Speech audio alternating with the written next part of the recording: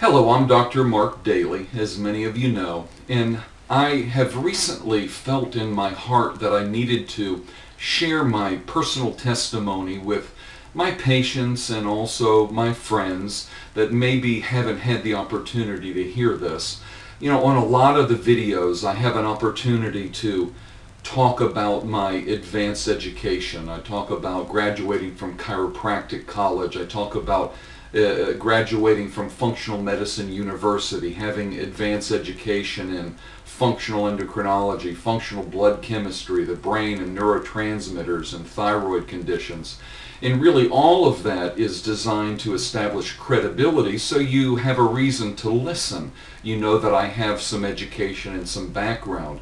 And you might get the impression that, wow, this fella has it all together. Well, that's not entirely true. You know, back when I was born, I was born in Parkersburg, West Virginia. My parents were young. My mom was about 19 and my dad was 20 when I was born. They divorced only after a year, and my mom was looking for work, and she actually moved out of the state, left me with my aunt and uncle for about 3 years, who were wonderful Christian people.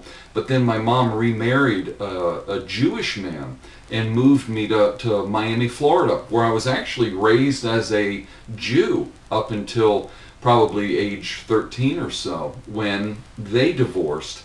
And without the restraint of a dad in the house in a big city like Miami, I got in all kinds of trouble. Got involved with the wrong people and the wrong things, which really equates to, you know, drug use.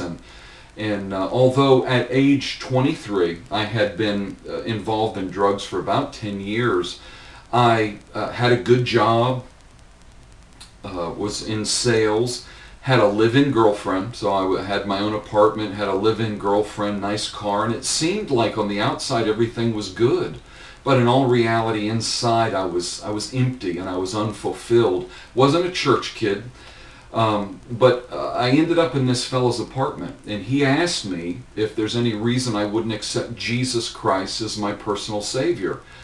And if you had asked me, are you a Christian? And I would say, yeah, I was a Christian, but I certainly wasn't living like a Christian, as you can imagine.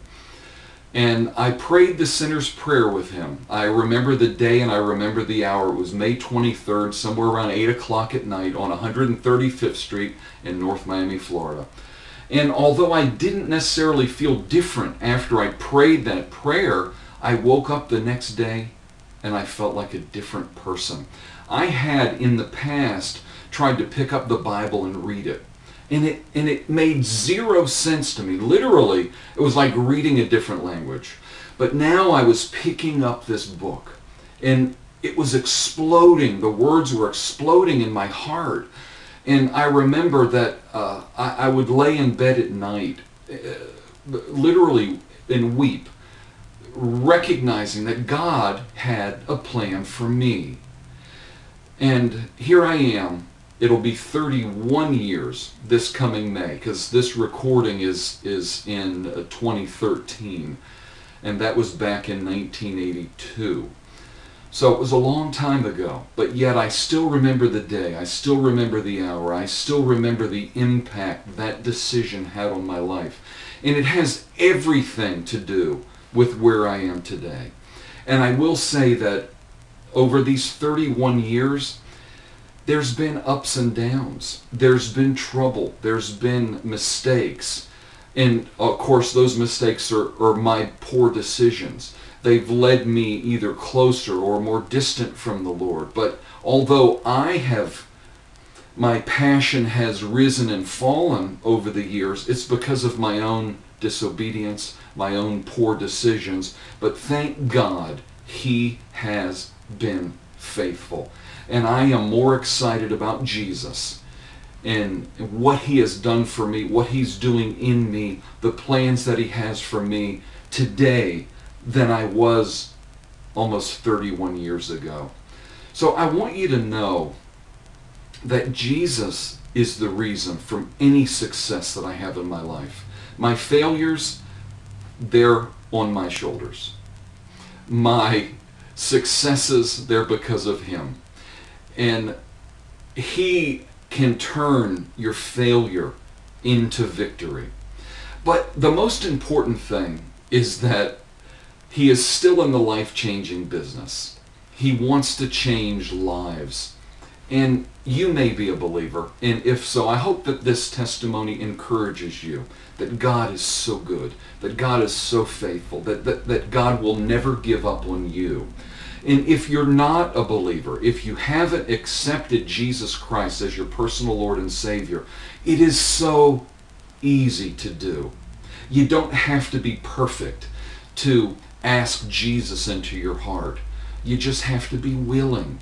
According to the Bible, Romans 10, which is the chapter 10, verses 9 and 10, says if you confess with your mouth that Jesus is Lord, and if you believe in your heart that God raised him from the dead, you would be saved. For with the mouth confession is made unto salvation, and with the heart man believes unto righteousness. So I encourage you, if you're not a believer, pray that simple prayer. Simply say, Jesus, I need you. Come into my heart. Forgive me my sins. Direct my life. And he will do that. For he is faithful and just, and he will complete the work that he starts in you. So I encourage you again, pray that prayer and trust him. Thanks so much for your time and attention. God bless you, and I wish you the very best of health.